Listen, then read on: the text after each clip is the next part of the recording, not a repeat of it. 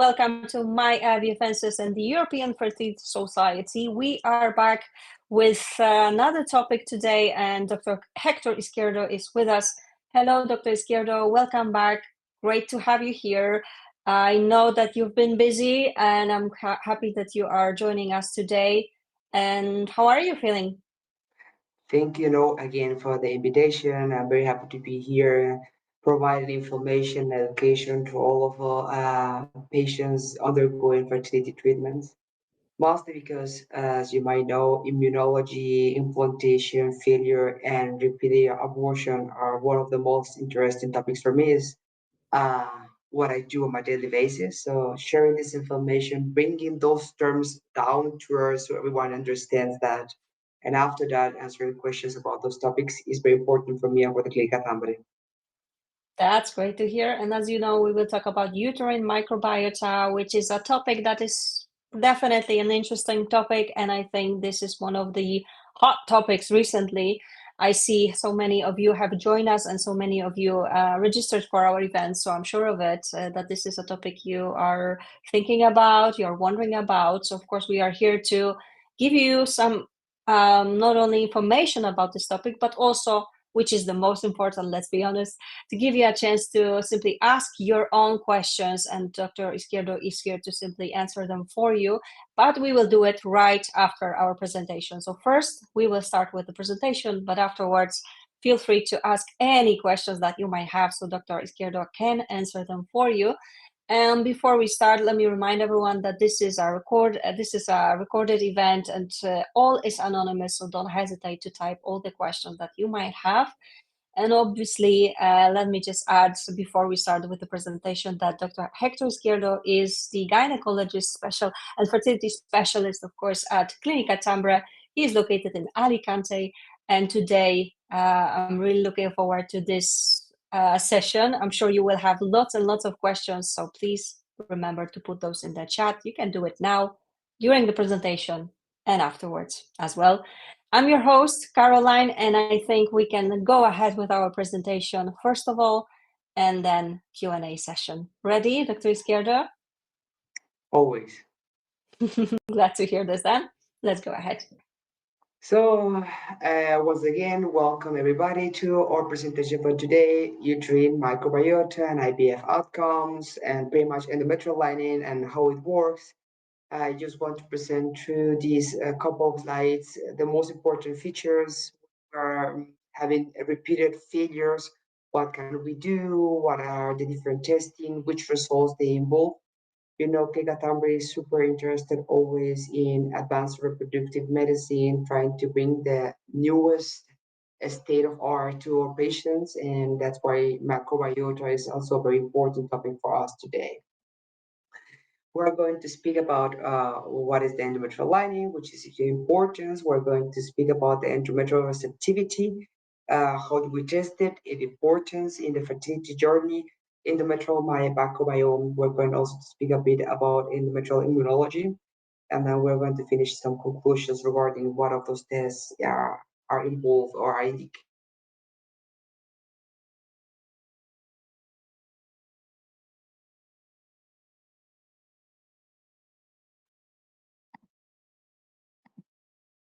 Good. First of all, we're going to define the endometrium and what is its importance. As you know, endometrium, as we always call it, endometrial lining, in order that the lining, the part of the tissue that covers the inside of the womb and is responsible for accepting an embryo, letting it grow, and supplying it with all the things that it needs to allow the baby to develop until the delivery. We need to understand that unless any other tissues in the body, the endometrial lining is a tissue that's meant to be created and released once a month. This has a cycle, and this cycle is responsible for allowing the implantation, and the cycles responds to two commandos. One is estrogens and one is progesterone. These two commandos come directly from the ovaries. As you know, once the body decides or acknowledges that the woman is not pregnant, that a new cycle is begun. And it's started to release FSH to go to the ovaries to make follicles grow. While these follicles grow, they produce estrogens. These estrogens come in the lining and make them thicken so we can prepare for a potential pregnancy. Within that process, once the egg is released, then the progesterone starts being produced by the luteal body. So the follicle release the egg and starts producing progesterone, and so on starts the luteal phase that we call. This progesterone comes into the lining, which is very thick, and prepares it and makes it welcoming for an embryo. Then, sorry, very good. Why is the endometrial lining so important? Well, because if the lining does not get thick, if the progesterone does not change the uh, genetics, the receptors on the surface of the lining, no implantation is going to be taking place. There are different ways to prepare a lining. One is during the IVF cycle itself, since we make a follicles grow, then we produce estrogens. And once we trigger the ovulation to retrieve the eggs, then we know that progesterone is going to start be released. And then with that, the lining gets prepared. A natural cycle is also a very good way to prepare a lining. We just don't give any medications. We allow a one follicle selected to produce estrogens to make that lining grow so we can implantate an embryo back there, or an embryo can implantate natural wise. A substituted cycle with hormones that can be done with estrogen or progesterone in these different moments. And other top therapies that we can use not to make the lining grow, but to make it more likely to implantate is substituted morphotic cycles when we give gonadotropins, aspirin as an implantation, um, enhance medication, sildenafil to increase the bloodstream in the lining so medication can come there and the lining can go thicker. We're going to speak about that factor a bit later in the next slides. Endometrial receptivity. Well, then, as I said before, once in a natural cycle, one egg is released, then the luteal body starts producing progesterone and changing the lining into a lining that can accept an embryo. These changes are the three types. One of those is structural. So you see how the arteries in the lining they change and they start doing a bit more. They have been better circulation, so more blood is available. Number one. Number two, the immune system is regulated, so the embryo is not acknowledged as an offense. And number three, there are going to be displayed some receptors on the line of the womb of the endometrial lining, so the embryo can fix himself to these receptors and trigger a process that we call placentation, which is an invasion from the embryo in the lining, and so on, a tolerance from the lining to provide this embryo with blood supply and all the things in it and not rejected through the immune system. This endometrial receptivity is not something that happens the whole month. As a matter of fact, we know that a specific moment where it's ideal and is as in the nature 5.5 days after the trigger of progesterone, but progesterone changing the lining itself. As I said before, once the endometrial lining has gotten thick, then it change with the progesterone, and then once this has been changed, and it's capable of accepting an embryo, and this is what we call a window of implantation. Is the moment where the lining is receptive to an embryo.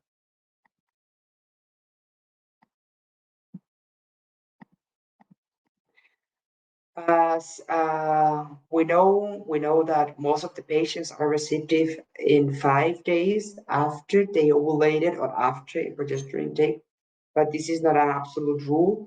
We know that there are some patients that have wider windows of implantation that are receptive from day 4 to day 6. There are some that have a bit more narrow implantation window, which means that they are selected in some moments. And around 30% of all of patients in fertility treatments, and this is one of the most common causes for repeated implantation failure, have a displaced implantation window, which is which means that 5 days of progesterone are not enough or are too much, which means that the lining might be ready to allow an implantation earlier or later. That will be a conflict against a natural pregnancy, because if the embryo takes around 5 days to evolve into a blastocyst that can hatch out and implantate, if the implantation window is 4 or 6, then the embryo is going to natural way come too early or too late. In the context of an IVF with frozen embryo transfer, we can synchronize both window of implantation and window of evolution of the lining of the embryo itself, and then with that we can allow the embryo to enhance chances of implantation.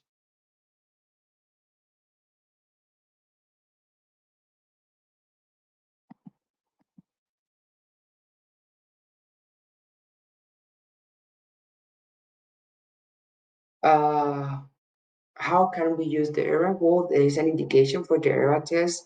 We can use the ERA either when we have a repeated implantation failure, we have transferred already embryos from good quality and produce no implantation, even more if they're genetically tested.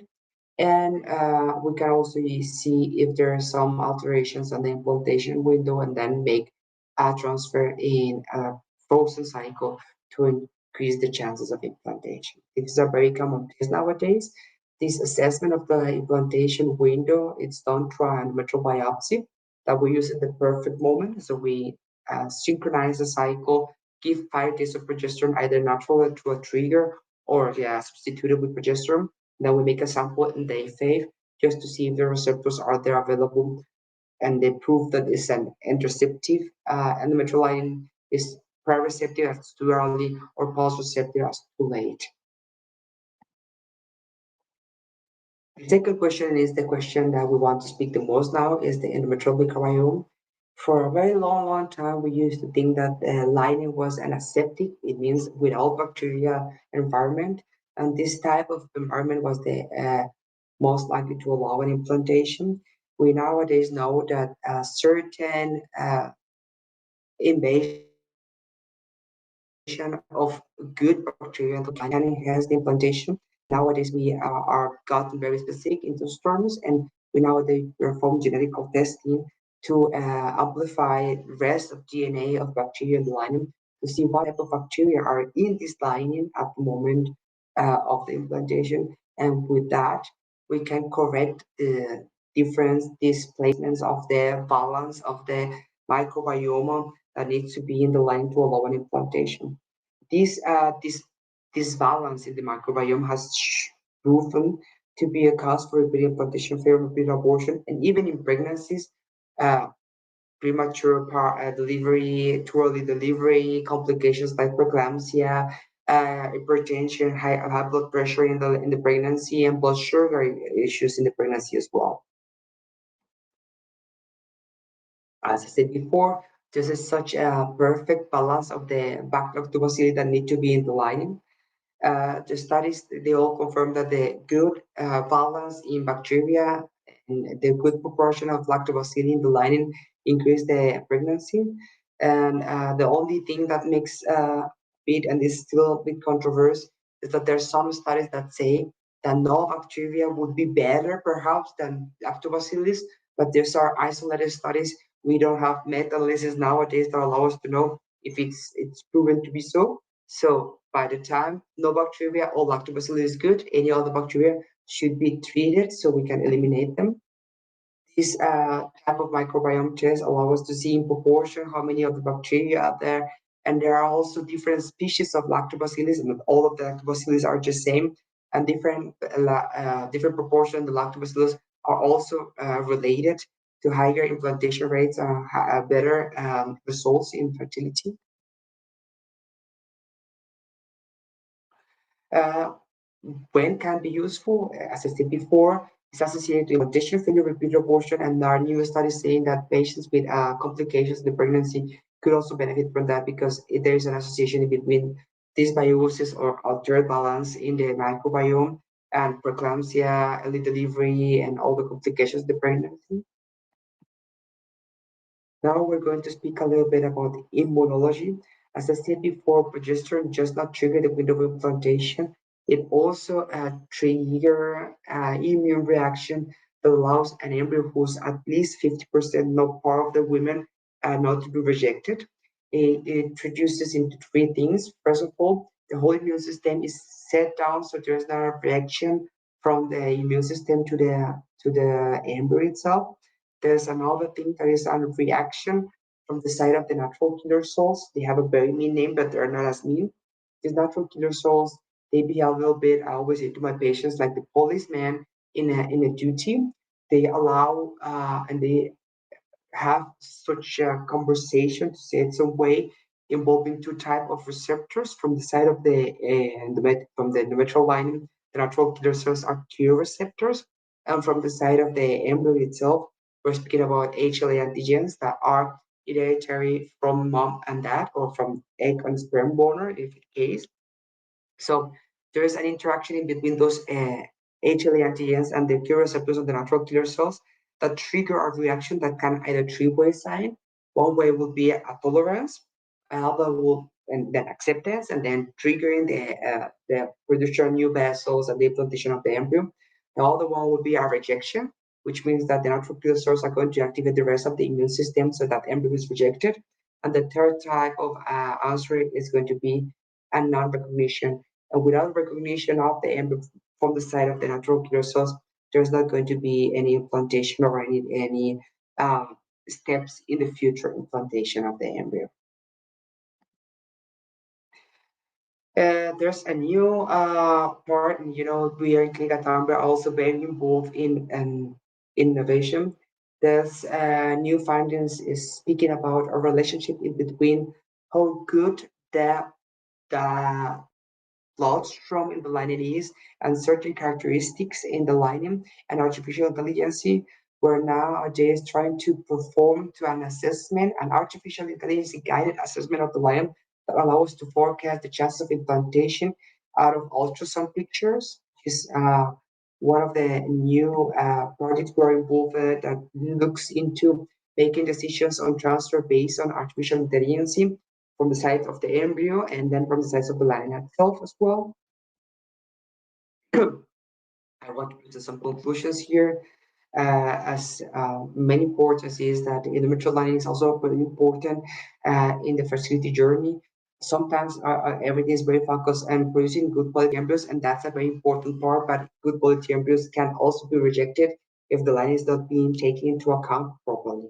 So please do not forget that there are different assessments, and after 2 embryo transfer or 3 the latest, I would, as a doctor, recommend new assessment of the lining and see if there are some other factors that might be stopping good quality embryos from implantating. And I want to thank you all for your attention and remind you that all of the questions that you present now in this Q&A are going to be answered by Caroline and I.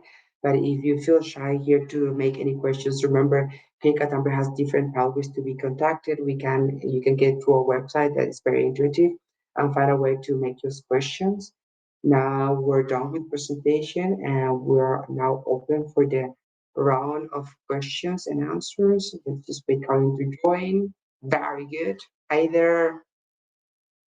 Yeah, thank you so much for your presentation and walking us through all the steps already about uterine microbiota, of course. And there will be questions regarding this topic. As you can see, there are plenty. There are a few, sorry, there are a few already here, but of course, it's time for your questions. So as Dr. Izquierdo mentioned, you can type those in, or if you prefer, you can definitely get in touch with the Clínica Tambre. But I hope you will be able to simply ask as many questions as you'd like. So we still have around 40 minutes for this, so plenty of time for your questions. So let's get ahead with, excuse me, the first question here. Yeah, the first question is straightforward. So can oral lactobacilli really help the endometrium? There are studies saying that oral intake of lactobacilli can also help the endometrial lining. What we need to understand is that we humankind, human beings, are not a structural compartment in place. So we have a certain motility, and as you know, the vagina is not that far away from the anus. So there's a communication through oral uh, intake of lactobacilli and increasement of microbiota in the vagina. Naturally, and a vaginal application of lactobacillin might be faster and effective. That's what some studies claim so far, but they're equally effective in time. Okay, crystal clear. And what is your, let's say, preference? If that's the case at the clinic, what do you usually Depends on the do? time that we have available. At the end, I'm not that much of a fan of vaginal application of things. Okay. Progesterone is something we must do because otherwise oral is makes a lot of symptoms, makes very easy. I try it most of the times. And Hmm. injections, well, we don't want to make injections every day. So progesterone intake orally, vaginally is something we need to do. And transdermal progesterone does not work as good. So it's the Right. only thing we need to do. But if I can avoid something vaginally, I Mm, want to because it's a lot of discomfort for the patients. This is a very upsetting feeling, and some of the excipients that those vaginal pessaries may have may make a bit of irritation or alone this discharge that is produced is very uncomfortable for the women. So if avoidable, I do so. It's a matter of time. So if I have plenty of time to get a treatment, that I go for the orally. If we are a mm. bit more in a rush because we're wanting to transfer very Of soon, then course. we go for the vaginal option. I think that makes sense. Again, thank you so much for my additional question as well. I think it's important to mention that, this is a question we also receive quite often. So let's have a look. So can vaginal microbiome tests give you any indication of how the endometrial microbiome is? Are they related? Yes and no. As most of the cases, we have a similar valence or similar situation between vaginal and endocervical microbiome or endometrial lining microbiome. But mostly in the pathological cases, in women who have a disbalance, it is not the same. That's why we don't just use swab of the vagina to make the microbiome. That's why we go and perform the very uncomfortable endometrial biopsy because it is not 100% related. Okay, again, crystal clear. Thank you so much for that. And now we have some details. So I will simply show you this question. So let's have a look, okay? I did a test in Greece. My endometrial microbiome was 40%, and the fertility clinic asked me to take women's vagina probiotics. You can see this one. The clinics in UK don't do this test except you're doing full IVF with them. We're having IVF in Europe, so how can I retest before traveling for IVF? Or will a vaginal microbiome suffice? Can you recommend another vaginal probiotic? Because this one, Cancer Flora, sorry, not familiar with that one, has stopped making them. Anything you can advise here? So many things. First of all, yeah, we do recommend the vaginal microbiome. The vaginal intake from Canestol was a very good one. If there's not available, most of them are over the counter. They're all equal and similar. So anything you find and it's good for you, please go for it. Uh, well, that with the UK, it's a handicap that we know all have, and we also need to understand that even doing it for the or clinics is already complicated for them. You know, we have the traffic light situation in the UK, and microbiome, EMA, ERA, NK cells, and most of these treatments are declared yellow or red because they don't have enough information in the UK to be assessed that way. So already doing the test is a help if you're doing treatment with them. Then if you're not patients for them, I can understand that the doctors don't want to take this risk of performing the test if you are not one of their patients and you're just going to do a treatment outside. That's one of the handicaps of performing treatments outside of your country. Very sorry, but that's the way it is. Exactly, Politics, unfortunately. fertility. That's true. So this can be tougher because of that. But thank you so much for your question. Hope that helped a bit, at least. And let's have a look. Okay. Next question we have. So my vaginal microbiome test showed high level of uroplasma. Is it important to treat this before frozen embryo transfer? How do you treat it? Very important. Uroplasma, chlamydia, and mycoplasmas are the three most common species that are known to be cause for a period implantation failure, period abortion. Depending on which of these is and their sensitivity, which most of the tests allow us to know, the levels of which species it is, and if it's sensitive to antibiotics.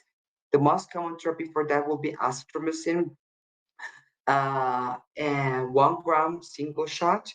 But sometimes some doctors recommend for repeat implantation failure a doxycycline therapy, 100 milligram twice a day for 14 days, because it treats uroplasma, it treats all the bacteria, and it also now the chronic inflammation that might be underlying in the lining, these CD138 markers, this chronic endomyometritis to be treated as well as one of the causes for chronic video implantation failure. So either of the two options are equivalently good for patients.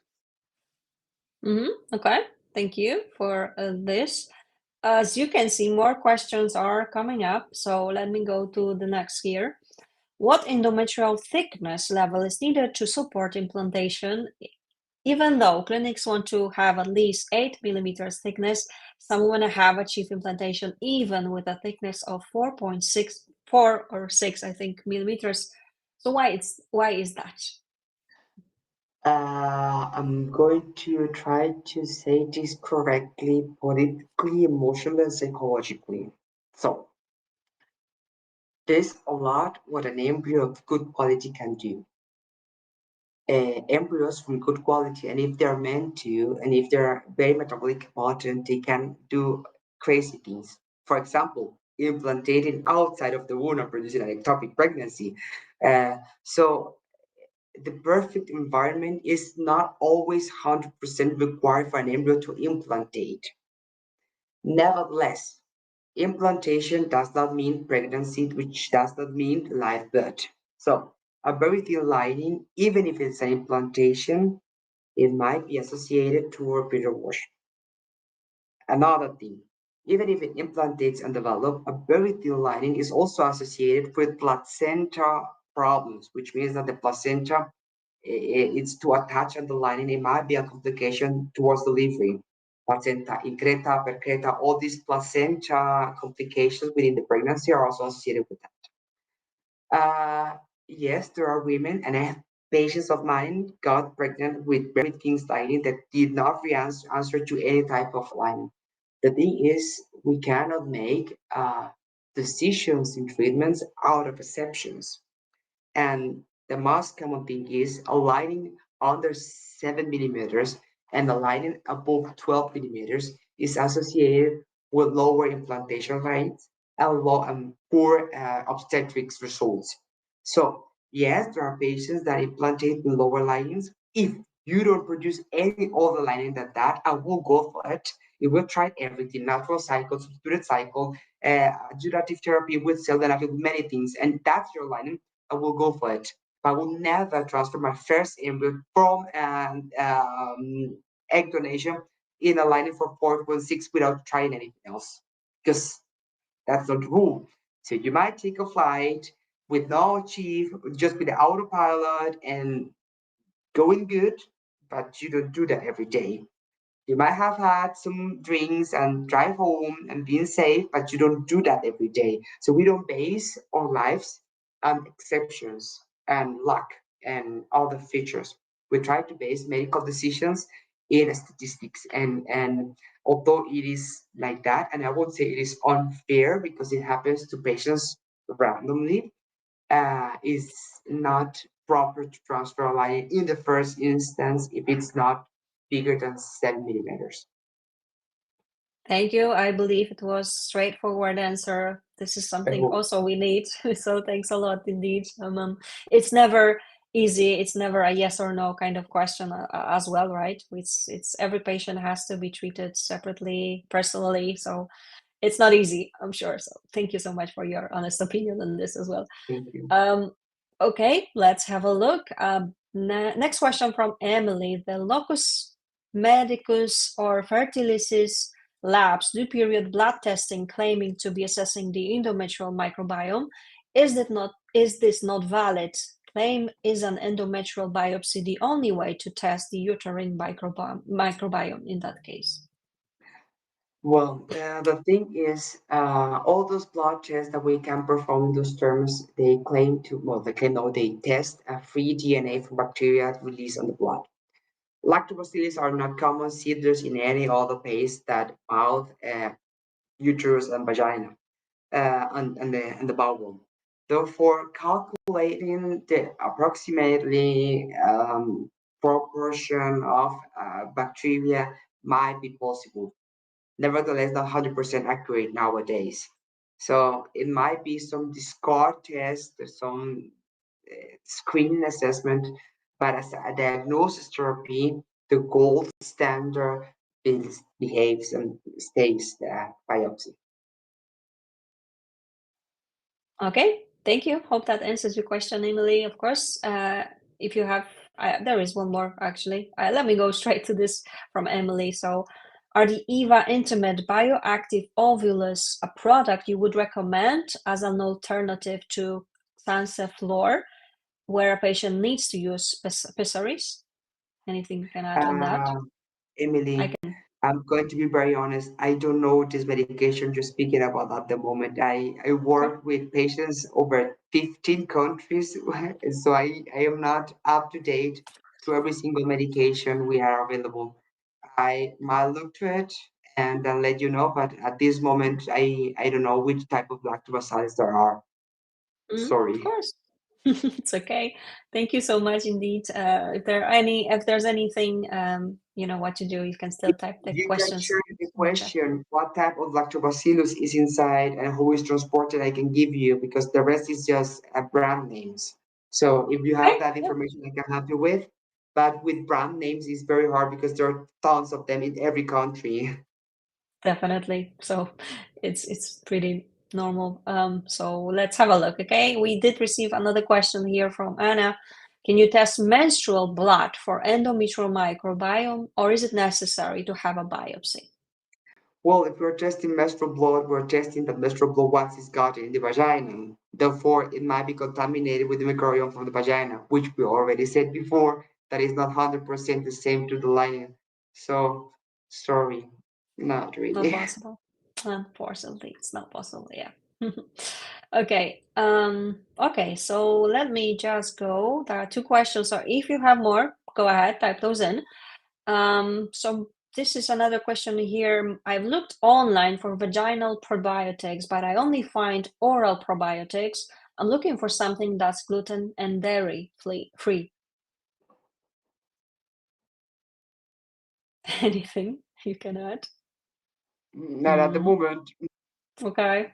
Yeah. Tough one So in this case. I know we have some available in Spain, but I don't Mhm. remember the names from out of the head. And the Okay. problem is, they vaginal ones. Well, that would be not a problem if she takes it vaginally because in lactobacillus themselves, they treat lactose, so it's not a problem, and they digest the gluten is not going to be absorbed because there's not going to be any receptors there. So that might be an option. Finding vaginal ones, but I don't know which country she is and which ones are available there. Mm, yeah, let me just see. Or if, yeah, UK. Okay. This is a patient from UK. So, I yeah. will have to research. Not That makes not sense. 100% sure about that. Mhm. Okay. But I'm sure there is something. Okay. So, thank you. Thank you. We would just need to look for it. Okay. Can I have endometrial and microbiome testing just before IVF? And can it be treated then if I needed this? Yes, it can. And it's a very common therapy nowadays because many doctors, me included, we tend not to transfer fresh anymore for different reasons. At the end, we want to do the IVF treatment as efficient as possible. And the goal is to get the major number of eggs. And then if we transfer frozen and not fresh, we reduce the risk of an breast stimulation. So it's very good. Second thing, there are some studies saying that if we transfer frozen, we increase the implantation rate and the lifeblood rates because we allow them to synchronize endometrial lining and embryo developing as well. And what we can do is within the egg retrieval, with no pain, we can perform this microbiome. And the patient wouldn't notice anything about that. And then by the time we have the results, we will be doing the transfer and it gives us plenty of time to treat it. So it's a very common practice in my clinic. Mhm. Okay, thank you indeed. And there's a follow-up from Emily as well, because we talked about those products, you are not familiar with. Anything you can advise when it comes to Spain? We have Floor in Spain. We also have Cum Laude offers a very good one. That's a brand name. And those are the two that I offer the most patient. Okay, yeah. Thank you for those. I hope that helped. Of course, I don't see more questions here, but I still think we have a few minutes. So, go ahead, type those in. I think someone is already typing here. In the meantime, let me ask you one more question because sometimes I know people are still kind of confused. So, are there any symptoms that some people are, when it comes to lactobacillus, do you have this kind of symptoms where you can think, okay, maybe I No, have a problem with that? no. There are these type of situations. They occur absolutely asymptomatically. So patients will not have any symptoms at all, which is part of Mm, the main part of the process. Because if you don't have symptoms, then how can you know that there's something wrong there? exactly. Yeah, that's why, I wanted to clarify. Sometimes I know this is kind of, if I have it, how do I know how to find out? So thank you so much for this clarification. Okay, one more question here. Given the dynamic nature of the endometrial microbiome, how can we adapt personalized treatments to optimize endometrial receptivity for different patients? So first of all, I do want to have a misconception here. I haven't said that the endometrial lining, the window of implantation, or the microbiome is a first line therapy to any patient. As I said by the very beginning, it's just 30% of the patients with repeated implantation failure who have a problem here. So that's in the patients that already have a problem. So there are no indications to do this type of testing prior the first IVF treatment, which is something gotten very popular. Patients don't just want to succeed in the very first transfer, and we have to take it easy. So this is not we wanting to forbid you things, but it's if we start doing procedures that can have complications that may produce damage that are not naive at all, just because we want to test everything before, then first of all we have to prepare our pockets because this is all very expensive. Second of all, we will spending a lot of money for nothing, and I think infertility uh, must, because this is a medical treatment that comes most of the time for patients' pockets. We need to be cost effective and try to do the most with the less. So I do not consider, and I'm going to be making me a couple of enemies here in many brands here, that I do not consider that any of these assessments has a first line therapy. Many things are much more important than these are not done in the general basis. For example, I am I'm always amused how patients come to me from the UK doing two IVFs with no results and have not having had any karyotyping from the couple ever. That's something I said, is it possible? But I think this is not the first line therapy.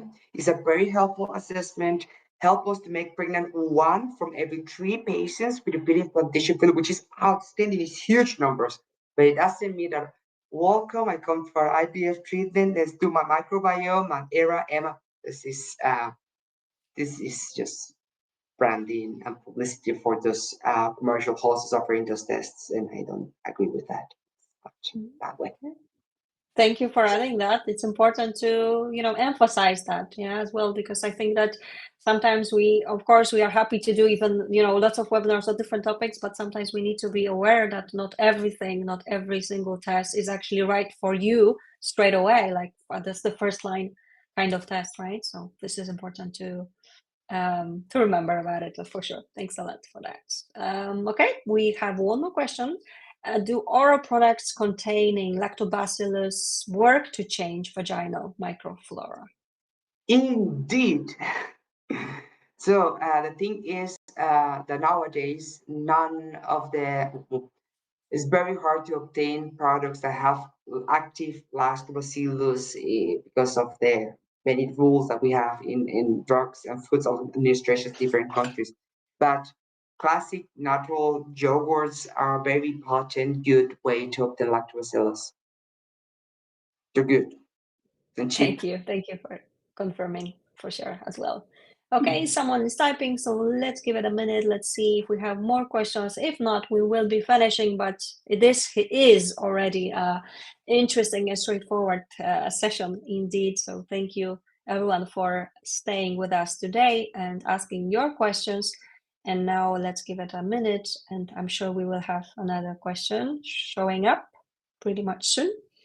So we just need to have a bit of patience. So yeah, so here's a comment as well here. I take oral lactobacillus for years, so I don't think it's much of a help to endometrial microbiome. Anything you can advise here? Well, as I said before, not all of the problems are the microbiome. And having the right endometrial microbiome doesn't mean that you're getting pregnant. There's a lot of factors that need to be taken into account. So this is not the only option. Yeah. Okay. Thank you. As you can see, yeah, more questions are. Sorry. So how long does it take to build up lactobacillus when your level is very low? Example, 1-2% to begin with. I would say 3 weeks at least would be recommended in this type of patients. Okay. I was really shocked. This is a comment. So I was really shocked at my endometrial microbiome that it's 40%. What do you think about it? Well, I have seen everything, so I'm not shocked, but I see that on a daily basis. I don't. Okay. They're rarely shocked by things nowadays. Obviously, yeah. Okay. So this is not something that you would find really strange. This is something that happens. Yeah, it's quite common, I guess. Okay, thank you. Yeah, in patients with problems, yes. Okay. So can sex reintroduce bad bacteria? Do you treat both? Can Well, semen change the microbiome? Also, the same so patient. we need to understand that the natural bacteria in the vagina should be there responsible to not to allow bacteria from the semen, sperm, whatever, to come into the womb. If the semen is positive for any of those bacteria that we said before that are pathogen, then we will treat them as well. Uh, yes, he can reintroduce bacteria in the environment of the vagina, and a not a good vaginal barrier for that can be an issue. And yes, if the semen is contaminated with bacteria, can also change the microbiome. Crystal clear again, of course. And yeah, the same patient just mentioned here that she was shocked about this 40% after taking oral lactobacillus. That's the thing. Yeah. Yes, the thing Okay. is that not all of the patients react the same way to the treatment. It's not very exact. Okay.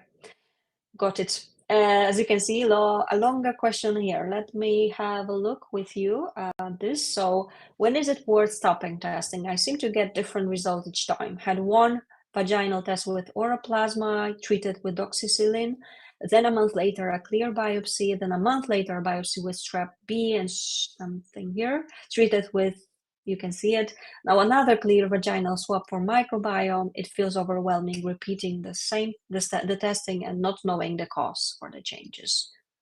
Anything you can advise here? This is one of the main indications to chronic intake of lactobacillus, but because that's their main purpose is to stop new bacteria to come into line. At the end, if the vagina is fully populated by these lactobacillus, then it will reduce the chances of an infection coming.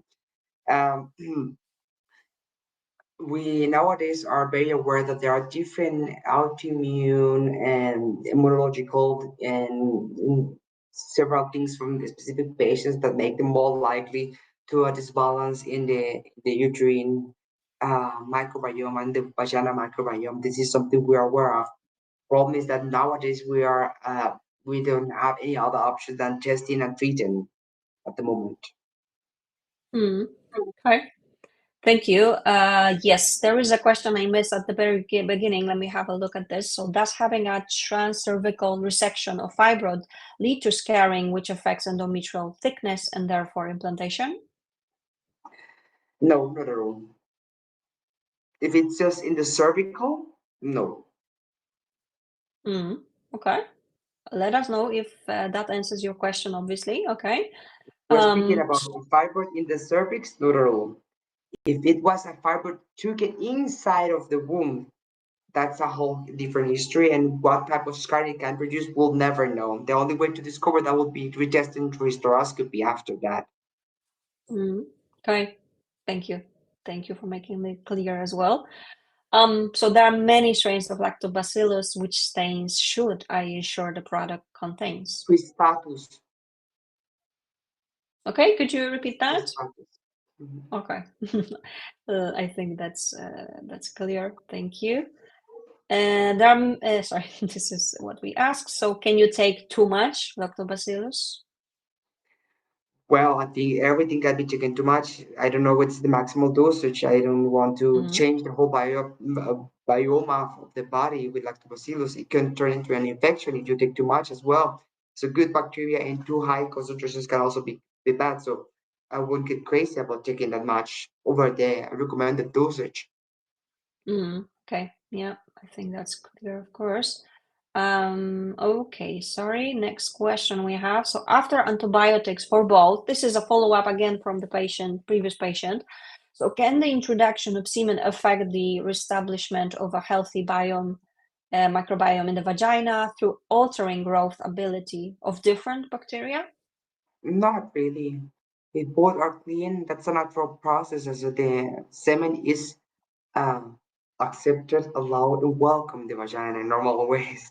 So the bacteria in the vagina, if they're in the good balance, are responsible for destroying the whole sugar proteins are in the semen and allow them to recount to the natural establishment of the microbiome. So, in the natural, normal way now, if you have antibodies against sperms or there's a cross reaction or immunological disorders, that's another situation.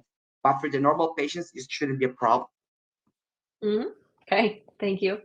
I mean, I know that we already answered, but can you please repeat just shortly? Do oral products containing lactobacillus work to change vaginal microflora? Yes, oral taking lactobacillus with time can also affect the vaginal and the endometrial microbiome. Thank you for confirming that our patient missed this, but I think now it's clear. So thank you for that. So have you ever prescribed vaginal microbiome transplant? Can this help with implantation? From whom? Let me just, yeah. Have you ever prescribed MVT, vaginal microbiome transplant? Can this help Yes, implantation? This I've, is the I've heard question. about that, but the question is from whom? When you transplant something, you transplant from someone else. Because I don't know if that's a fancy way from doctors from a donor. Okay. As, Yeah. this I've heard about that, and I started asking question my patient, and she was not very keen to tell me where was that offer. And at the end, I do not understand how come a donor's microbiome will make you more likely to implantate if it's just transplant. Uh, just the natural treatment for bacteria is normal. Then, therefore, how is this transplant going to be performed? Do you make cultures? It's for me, but I don't understand the procedure, and if I don't understand the procedure, I find it hard to make a statement out of that. But I don't Mhm. understand how that will be uh, more or equivalent to a normal microbacillus treatment. Okay. Got it. Just as you probably see, yeah. So there are follow-ups. Like I believe it is available in UK, but obviously, if there's anything else you can add, feel free to do so. I'll be Okay. very interested because the last time I heard about that information was a bit misleading. Mm-hmm. This probably comes a little bit from there are patients who, after chronic infections and lots of antibiotics, had bacteria in the bowel called Clostridium difficile, which is very mean. And one thing that avoid this type of bacteria to grow is normal bacteria that are in the yes in the Okay. ECs.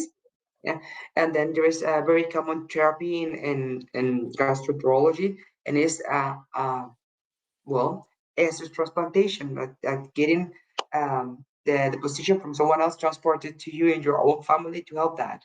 And they are Mm-hmm. trying to import this idea into the fertility, claiming that fertile woman's microbiome should be transferred into non-fertile women, this is something for me sounds a bit like sci-fi, way too much. I haven't read the technique because it's not available. It's also not open about that. There are clinics claiming to do that, but it's not.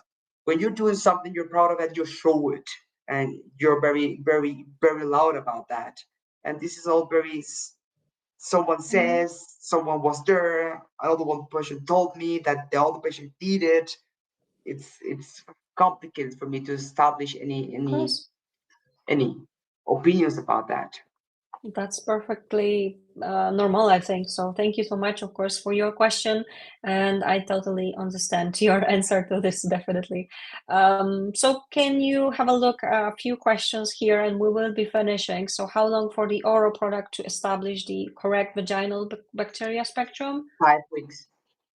5 weeks. All right. Some thank yous here, but let's have a look. How long do you take the vaginal lactobacillus for to bring the endometrial microbiome to hood Normal level? 3 weeks, as Okay, we said yeah, before. thank you. Thank you. Yes, Lynn has added that there is a study by Atlanta about vaginal dysbiosis as well. This is Okay. very clear that the vaginal dysbiosis might be affecting the lining. It's something that's known. Yeah, yeah, of course. There's research on this, clinical trial even. Yeah, Lynn. Thanks a lot, of course. I Absolutely believe to we'll be everyone. finishing. So thanks everyone for your amazing questions. It's been definitely an informative session. Dr. Izquierdo, you can see all the thank yous yourself in the chat. So thank you so much indeed. What can I say? It's been a great session indeed. Before we finish, anything else you wish to add? Thanking all of the patients for assisting today and presenting all those questions so we can speak and learn about that. And repeating that Clínica Tambre has many ways for you to contact us. So get in the website. If you were not open to make these questions here, you want to talk private to us, we offer to all of the patients assistant to these very interesting webinars the option to talk to us, present informative sessions. So please contact us if needed. And you, Caroline, and the EFS, again, thank you for inviting me to discuss this very important topic in fertility. Always happy to be here. Pleasure to have you. Indeed. Thank you so much indeed for joining. It's been a great session.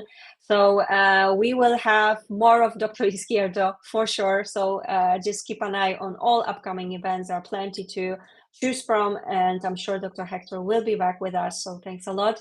And remember, there is a survey that I would like you to take part in and let us know what you think about this webinar, but also what you would like us to talk about. This is what we are simply here for you. So if there are any topics you think we should talk about, let us know. I'm happy to answer any of your queries as well.